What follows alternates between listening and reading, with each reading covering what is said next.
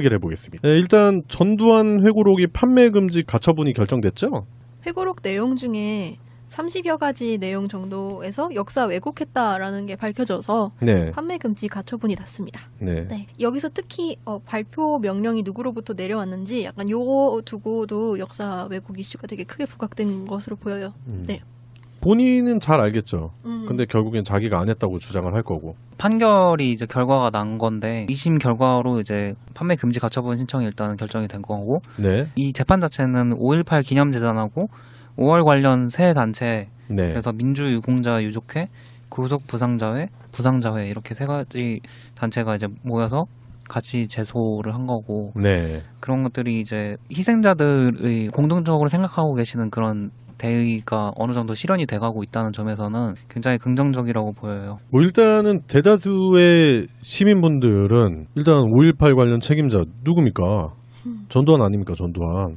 다들 그렇게 생각을 하고 있고 뭐 수많은 작품들이나 그렇죠? 영화나 이런 데서도 결국에는 궁극적인 범인은 누구냐? 그것도 전두환이잖아요, 결국. 그거를 회고록을 써서 마치 자기 자신의 일평생을 미화하는 것처럼 하면서 결국 그 자신의 인생에 있어서 최대의 오점, 역사적으로 최대의 범죄를 저질러 놓고 그거를 덮으려고 하는 그런 야욕이 결국에는 이제 시민들에 의해서 제지된 게 아닌가 그런 생각이 듭니다. 그래서 결국 법원도 시민분들의 손을 들어주게 되는 거죠.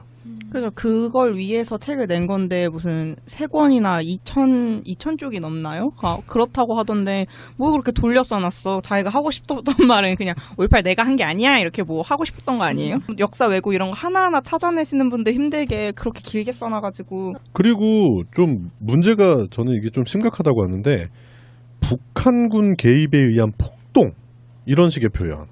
그러니까 이 사람은 아직도 그 땡전 뉴스 나오는 그 스크립트를 읽고 있는 거죠. 그렇죠. 네. 과거에 이제 뭐 김대중 정부에서 어쨌든 사면이 됐잖아요. 근데 처단을 했었어야 돼요. 제가 봤을 때는 맞아요. 사형을 집행을 해버리던지 아니 무기징역으로 그냥 계속 그 깜빵에서 썩게 놔뒀어야 되는데 이게 풀려나와서 살짝 자유의 맛을 보더니 대가리가 완전히 그때부터 횟가당한 거지 이제.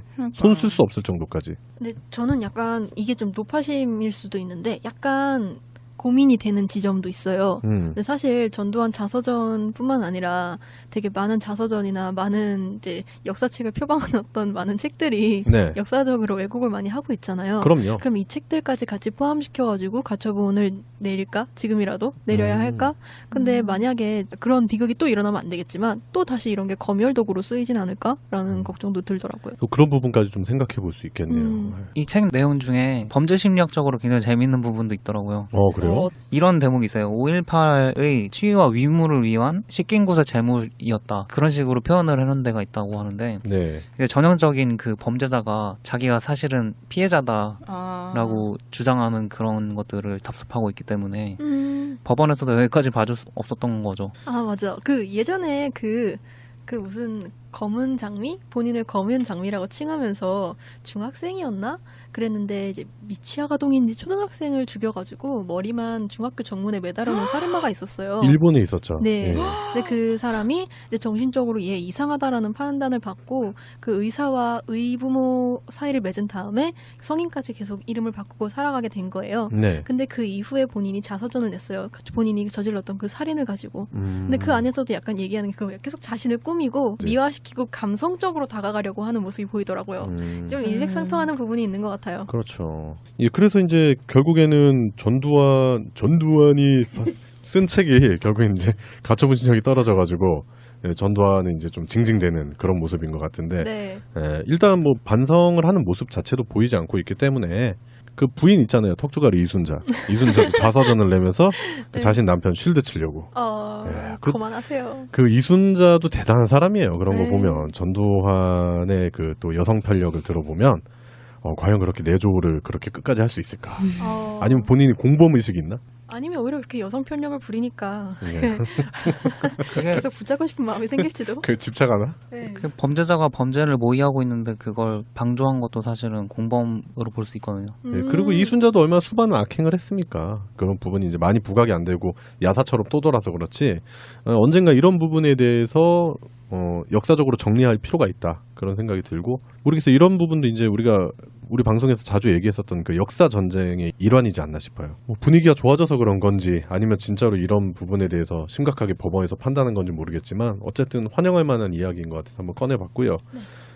관련 지어서 얘기해 볼 수 있는 게 이제 택시 운전사란 영화예요.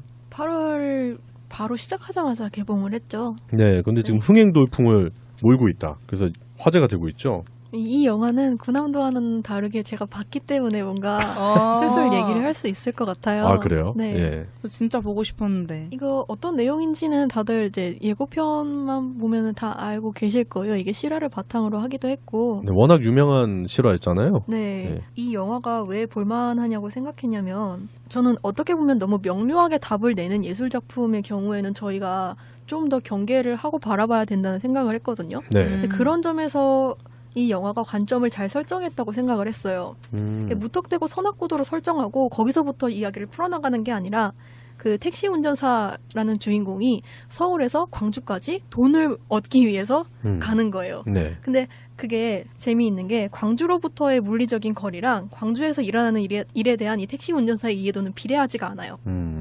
영화는 그 사람이 그러니까 그 일을 보고 이제 더는 자기가 무시를 할 수 없어요. 더는 이제 뒤돌아설 수 없는 그런 과정을 굉장히 잘 보여주더라고요. 네. 근데 그 시점 자체가 광주 밖의 사람들이 그 광주 민주화 운동을 알게 되는 과정이랑 굉장히 비슷해요. 짧지만 비슷해요. 저는 그래서 이 영화가 되게 그런 의미가 있다고 생각했어요.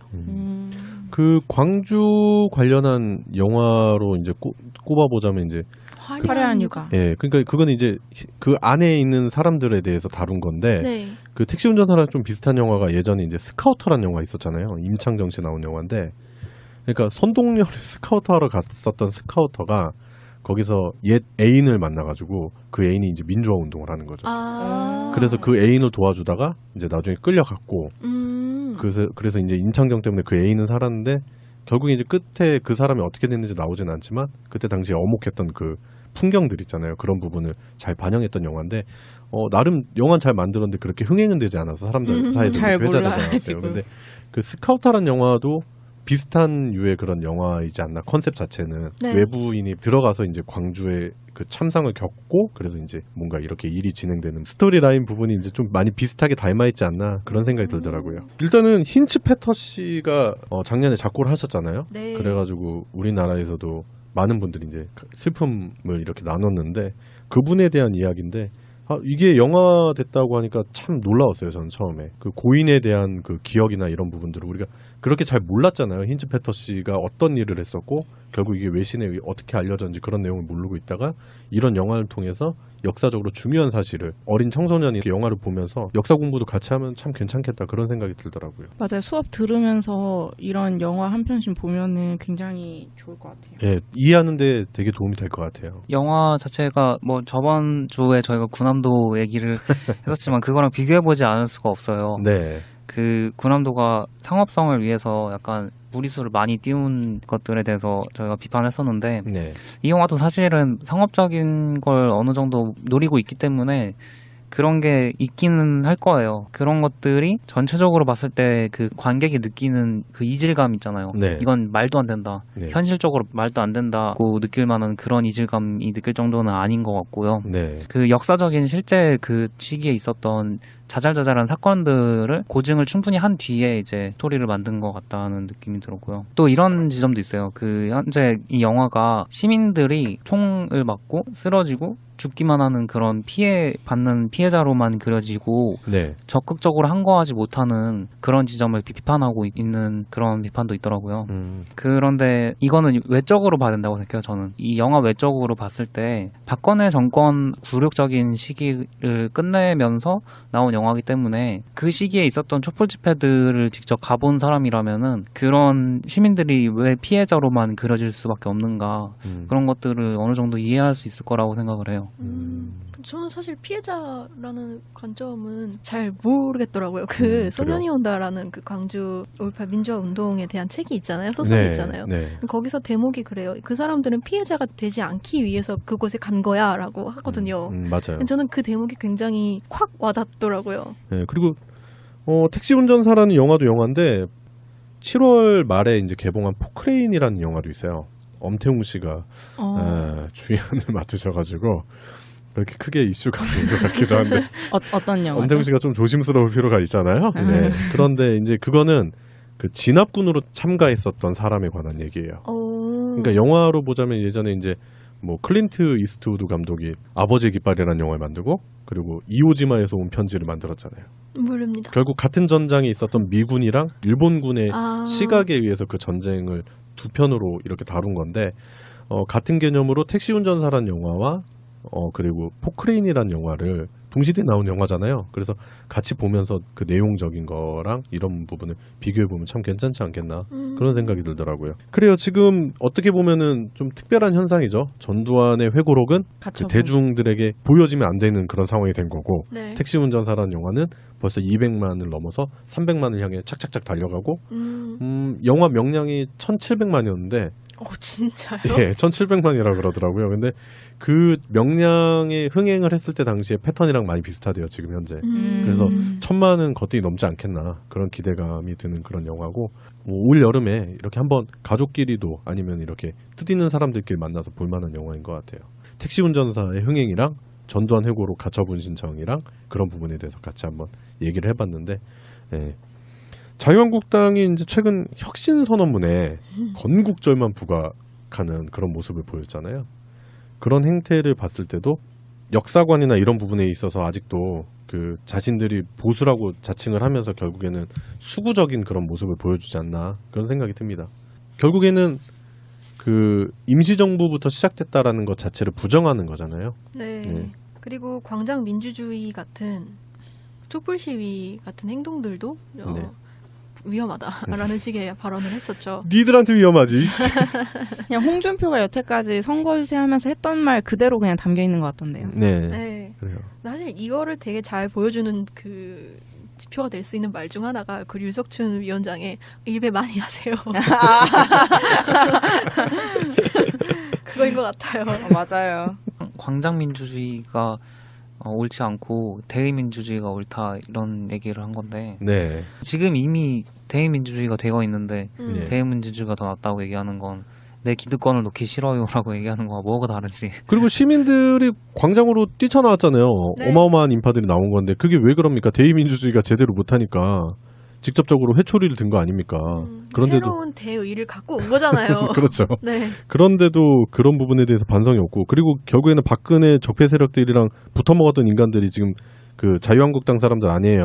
네. 전신 새누리당, 바른정당. 우리가 지지난 방송인가 얘기했었잖아요. 혁신 선언문이 뭐 그 자유한국당 혁신 뭐 해가지고 사람들이 깜짝 놀라요. 반전이 숨어 있다라고 했는데 깜짝 놀라는 건 아니고 열이 받는데 이거는 그 반전이 그러니까 자신들이 얘기하는 혁신이라는 게 혁신이 아니라 현상 보존이라는. 딱 그 느낌 같아. 우리가 혁신할 줄 알았지? 아니지, 롱메롱 막 이런 거 같아. 그런 느낌. 이 새끼들 우리 먹이려고 그러는 거 같아. 진짜 반전이네. 진짜. 그래요. 지금까지 전두환 회고록과 택시 운전사와 그리고 그 역사 의식을 퇴보하는 모습을 보여주는 자유한국당에 관련된 얘기를 해봤는데 결국에는 그 사필규정이라는 사자성어가 있잖아요. 결국엔 모든 일은 바르게 결국 돌아가지 않겠나 그런 생각이 듭니다. 그래서 지금 현재 문재인 정부가 출범을 하고 나서 시행되고 있는 여러 가지 적폐 청산에 관련된 그 사람들의 기대감이 크잖아요. 그런 부분이 있어서 전두환 회고록은 참 괄목할 만한 일이지 않겠나 싶어서 같이 엮어봤습니다. 오늘의 첫 번째 이슈였습니다. 네, 오늘의 이슈 두 번째입니다. 어떻게 보면 가슴 아픈 일인데 최준희 양 펫북 논란에 대해서 얘기를 해볼게요. 최준희 양이 이제 고 최진실 씨의 딸이죠.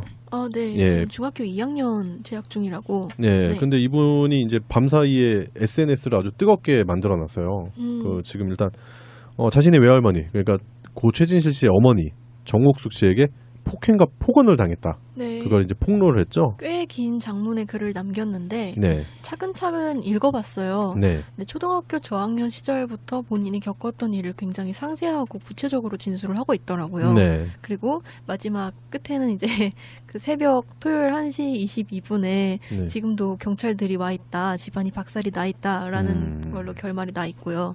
그래서 그런 걸 보면은 최준희 양이 굳이 거짓말을 하는 거라는 생각은 안 들어요. 예, 그런데 이제 이게 진행이 되다가 결국에는 이제 페북 계정이 사라졌어요. 그래서 어떤 경로로 사라졌는지 어떻게 없어졌는지 그거는 이제 뭐 원인이 나올지 모르겠는데 결국 그것 때문에 또 이게 뭐 그 진실이 아니다 뭐 이런 식으로 얘기하는 사람들도 에이. 덜어 있는 것 같더라고요. 네. 그 예전에도 살려주세요라든지 아니면 가족이라는 사람들의 상처가 너무 크다, 진짜 살려달라 이런 식의 메시지를 좀 많이 보냈는데 그게 네티즌들이 봤을 때는 그 어린 나이에 부모를 잃은 그런 불안감 같은 걸로 해석을 해서 그냥 위로를 하고 보통 그랬대요. 근데 네. 이게 지금 당장의 뭔가 외할머니와의 그런 갈등이라고 아무도 예상을 못한 거죠. 네. 다른 매체에 보면은 고 최진실 씨 그 전 소속사 대표도 그 둘의 갈등이 있었다고도 얘기를 해왔다고 하고 하니까 이게 가짜인 얘기는 아닐 거라는. 그 본인이 폭행 당했다는 증거로 올린 사진도 있더라고요. 네네. 그래서 손을 깨물린 사진 좀 올렸던데 그런 거 보면 그러니까 정확하게 증거도 다 있는 것 같고 그게 사실이 아니다라고 말할 수는 없는 것 같고요. 양측의 얘기를 다 들어봐야 알 수 있겠지만 네. 그래도 글을 보니까 절박성 자체는 너무 느껴지는 것 같아서 네. 그 좀 마음이 아픈 게 일단 최진실 씨가 돌아가신 것도 고인이 되신 것도 결국에는 사람들의 만들어 놓은 가짜 이야기들 때문에 그런 거잖아요. 그때 너무 악의적으로 그 사람을 몰아서니까 결국엔 본인이 그 수술에 갇혀가지고 자살이라는 극단적인 선택을 할 수밖에 없었던 그런 상황이 있었던 거죠. 그때 그 루머가 최진실 씨 본인만 공격한 게 아니라 네. 최진실 씨 주변에 있는 많은 사람들을 공격했기 때문에 네. 더 그것 때문에 부채감을 느끼고 그러지 않으셨을까 생각이 들더라고요. 그렇죠. 대한민국 연예 역사에서 보면은 진짜 나올까 말까한 그런 스타 그런 자리까지 올랐지만 결국에는 안 좋은 그 선택까지 해서 죽음에 이르게 됐고 그리고 이제 지금 그 딸이 또 안 좋은 일을 당하고 있다. 그것도 가정 안에서 그런 일을 당하고 있다라고. 가지고 가처분을 내릴까? 지금이라도 내려야 할까? 근데 만약에 그런 비극이 또 일어나면 안 되겠지만 또 다시 이런 게 검열 도구로 쓰이진 않을까라는 걱정도 들더라고요. 또 그런 부분까지 좀 생각해 볼 수 있겠네요. 이 책 내용 중에 범죄 심리학적으로 굉장히 재밌는 부분도 있더라고요. 그래요? 이런 대목이 있어요. 5.18의 치유와 위무를 위한 시킨구세 재물이었다. 그런 식으로 표현을 해놓은 데가 있다고 하는데 네. 전형적인 그 범죄자가 자기가 사실은 피해자다라고 주장하는 그런 것들을 답습하고 있기 때문에 법원에서도 여기까지 봐줄 수 없었던 거죠. 아 맞아. 그 예전에 그 무슨 검은 장미? 본인을 검은 장미라고 칭하면서 중학생이었나? 그랬는데 이제 미취학아동인지 초등학생을 죽여가지고 머리만 중학교 정문에 매달아놓은 살인마가 있었어요. 일본에 있었죠. 네. 예. 근데 그 사람이 이제 정신적으로 얘 이상하다라는 판단을 받고 그 의사와 의부모 사이를 맺은 다음에 성인까지 계속 이름을 바꾸고 살아가게 된 거예요. 네. 근데 그 이후에 본인이 자서전을 냈어요. 본인이 저질렀던 그 살인을 가지고. 근데 그 안에서도 약간 얘기하는 게 그거예요. 계속 자신을 꾸미고 네. 미화시키고 감성적으로 다가가려고 하는 모습이 보이더라고요. 좀 일맥상통하는 부분이 있는 것 같아요. 그렇죠. 예, 그래서 이제 결국에는 전두환이 쓴 책이 결국엔 이제 가처분 신청이 떨어져가지고 예, 전두환은 이제 좀 징징대는 그런 모습인 것 같은데 네. 예, 일단 뭐 반성을 하는 모습 자체도 보이지 않고 있기 때문에 그 부인 있잖아요. 턱주가리 이순자도 자서전을 내면서 그 자신 남편 쉴드 치려고. 예, 그만하세요. 그 이순자도 대단한 사람이에요. 그런 거 네. 보면 전두환의 그 또 여성 편력을 들어보면 과연 그렇게 내조를 그렇게 끝까지 할 수 있을까? 아니면 본인이 공범 의식이 있나? 아니면 오히려 그렇게 여성 편력을 부리니까 하나하나 찾아내시는 분들 힘들게 그렇게 길게 써놔가지고. 그리고 좀 문제가 저는 이게 좀 심각하다고 하는데 북한군 개입에 의한 폭동 이런 식의 표현.